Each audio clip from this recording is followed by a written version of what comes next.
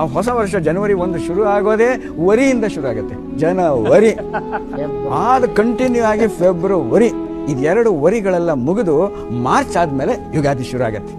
ನಾಡೆ ಮುಂದೆ ನುಗ್ಗಿ ನಡೆ ಮುಂದೆ ಅಂತ ಯುಗಾದಿ ಶುರು ಆಗತ್ತೆ. ನೀವು ಹೇಳಿದ್ರೆ ಇಡೀ ಪ್ರಕೃತಿ ಜನವರಿ 1 ಆಚರಿಸೋದು ಯಾರು? ಮನುಷ್ಯರುಗಳು ಮಾತ್ರ ಆಚರಿಸ್ತಾರೆ ಅಷ್ಟೇ. ಆದ್ರೆ ಯುಗಾದಿ ಆಚರಿಸೋದು ಇಡೀ ಪ್ರಪಂಚ, ಪ್ರಕೃತಿನೇ ಆಚರಿಸುತ್ತೆ. ವಸಂತ ಋತು ಬಂದು ಎಲ್ಲ ಚಿಗುರು. ಹೊಸ ವರ್ಷ ಯುಗಾದಿ ಅಂದ್ರೆ ಚಿಗುರು, ಜನವರಿ 1 ಅಂದ್ರೆ ಒಗರು, ವಾಸನೆ, ಒಂದು ವಾಂತಿ. ಈ ಥರದ್ದು ಮನೇಲಿ ಅಬ್ಸರ್ವ್ ಮಾಡಿ. ಪ್ರಕೃತಿ ಮತ್ತು ಮನೆ ಎರಡಕ್ಕೆ ಲಿಂಕ್ ಹೆಂಗೆ ಕೊಡ್ತಾರೆ ಅಂತಂದ್ರೆ, ಬೆಳಗ್ಗೆ ಎದ್ದು ಸ್ನಾನ ಮಾಡಿ ಮನೆ ಮುಂದೆ ರಂಗೋಲಿ, ಬಾಗಿಲಿಗೆ ತೋರಣ, ಅಭ್ಯಂಜನ ಸ್ನಾನ, ಸಿಹಿ ತಿಂಡಿ, ದೇವಸ್ಥಾನಕ್ಕೆ ಭೇಟಿ, ಹಿರಿಯರ ಆಶೀರ್ವಾದ ಪಡೆಯೋದು, ಆಮೇಲೆ ಎಲ್ರಿಗೂ ಹಂಚೋದು. ಹೊಸಗಳನ್ನು ಬೇವು ಮತ್ತು ಬೆಲ್ಲ ಎರಡನ್ನು ಮಿಕ್ಸ್ ಮಾಡಿ ಜೀವನದಲ್ಲಿ ಕಷ್ಟ ಸುಖಗಳು ಬರ್ತಾ ಇರುತ್ತೆ. ಈ ವಜ್ರ ದೇಹದಿಂದ ಇಟ್ಕೊಂಡು ಸರ್ವ ಸಂಪತ್ತನ್ನು ತಗೊಂಡು ಎಲ್ಲ ಅನಿಷ್ಟಗಳನ್ನೆಲ್ಲ ನಿವಾರಣೆ ಮಾಡಿಕೊಂಡು ಜನವರಿ 1 ಅಲ್ವೇ ಅಲ್ಲ, ಕೊನೆಯಲ್ಲಿ ನೀನು ವರ್ಷ ಎಲ್ಲ ಆಚರಿಸ್ತೀವಲ್ಲ, ಅದು ಯುಗಾದಿ ಎಂದು ಯುಗಾದಿ.